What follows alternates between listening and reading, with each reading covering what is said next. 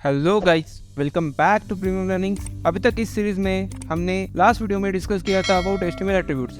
अभी इस वीडियो में जो हम टॉपिक डिस्कस करने वाले हैं that is about HTML table. Subscribe Premium Learning's YouTube channel and click the bell icon to receive updates about videos for your career growth.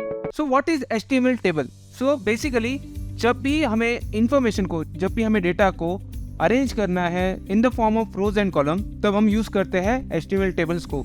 HTML tables जो बनाए जाते हैं वो with the help of table tag बनाए जाते हैं। Table tag के अंदर भी हमें कुछ टैग्स डिफाइन करने पड़ते हैं, जैसे कि TR टैग हो गया। TR टैग क्या डिफाइन करता है? TR टैग डिफाइन करता है रोज जो हम यूज करते हैं डिफाइन करते वक्त टेबल को।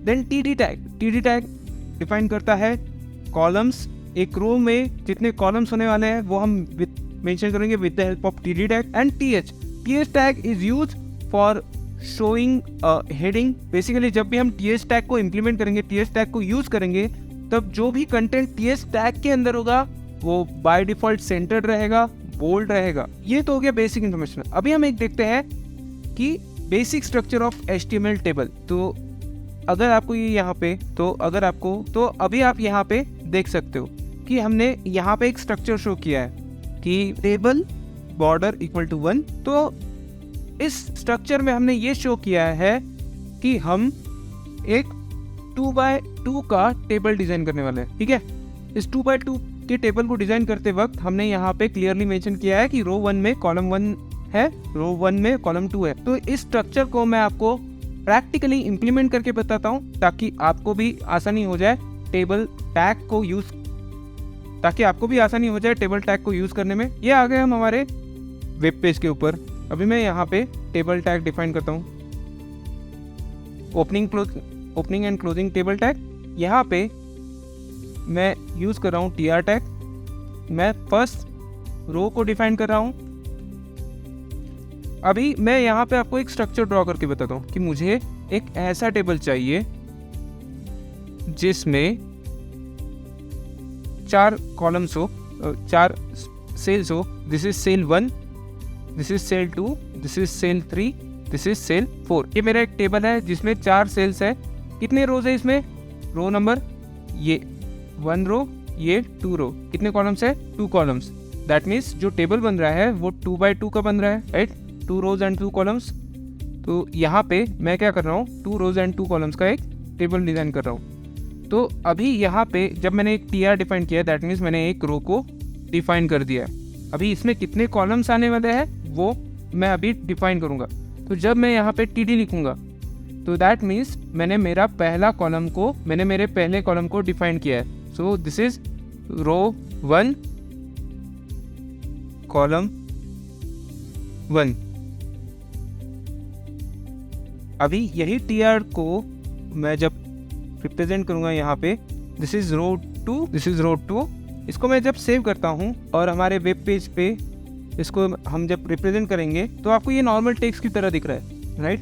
नॉर्मल डिस्प्ले हो रहा है। बट जब मैं इसे कॉलम 2 जब इस टेबल को मैं बॉर्डर अप्लाई करूँगा, border equal to let's say 1।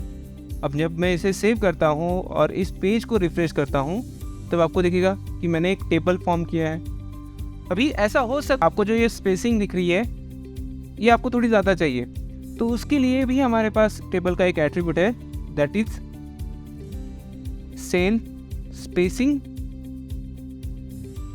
Cell padding. इसको सेव करते हैं, इसको रिफ्रेश करते हैं। So this is the cell spacing. जब हमने सेल के बीच में स्पेस अप्लाई की है वो उसकी वैल्यू हमने 10 दी है, तो वो आप देख सकते हो यहाँ पे स्पेस आ चुकी है, राइट? एंड जब सेल पैडिंग की बात की है तो सेल मल्टीपल सेल्स के बीच में जो स्पेस आई है that is padding, right? So this is how we implement tables in HTML, right? तो जब फॉर एग्जाम्पल मुझे ये 2x2 का टेबल बनाना था तब मैंने क्या यूज़ किया है? जब मुझे 2x2 का टेबल बनाना था तब मैंने 2 TRs फॉर्म किए हैं। हर TR के अंदर मैंने 2 कॉलम दिए हैं, दैट इज TD टैग। सो आपको एक बात हमेशा याद रखनी है, सबसे पहले क्या आएगा? टेबल टैग आएगा। टेबल टैग के बाद आप डिफाइन करोगे TR टैग। TR टैग आपके टेबल का रो डिफाइन करेगा। टीआर टैग के अंदर आप डिफाइन करोगे टीडी टैग, जो आपके टेबल के कॉलम्स को स्पेसिफाई करेगा। फॉर एग्जाम्पल, अगर मैं यहाँ पे और एक टीआर मेंशन करता हूँ और ये टीडी की जगह मैं टीएस लिखता हूँ, ये टीएच को मैं लिख रहा हूँ कॉलम 1 कॉलम 2, सेव करते हैं और इसे रिफ्रेश करके देखते हैं तो आउटपुट दिख रहा है आपको। So this is the way we implement the tabular form in HTML web page. तो ये तो हमने HTML का स्ट्रक्चर बताया था जिसको हमने इम्प्लीमेंट करके बताया है। अभी हम देखते हैं टेबल के एट्रीब्यूट्स जो हम मैक्सिमम टाइम यूज करेंगे। Cell spacing and cell padding हमने इम्प्लीमेंट की है। कॉल स्पैन, रो स्पैन एक ऐसा एट्रीब्यूट है जिसके जरिए हम कॉलम्स को या रोज को मर्ज कर सकते हैं। टेबल को हम अलग से बैकग्राउंड दे सकते हैं। टेबल की हाइट एंड विथ, सेल्स की हाइट एंड विथ हम डिसाइड कर सकते हैं। कैप्शन मेंशन कर सकते हैं। These are the table attributes that we can use जब भी हमें जैसी रिक्वायरमेंट हो। तो मैं एक काम करता हूँ, मैं आपको कॉल स्पैन का एग्जांपल बताता हूँ। लेट्स से मुझे इन दो कॉलम्स को मर्ज करना है, एक सिंगल कॉलम बनाना है। तो मैं क्या करूँगा, यहाँ पे टीएच में आऊँगा और लिखूँगा colspan is equal to 2।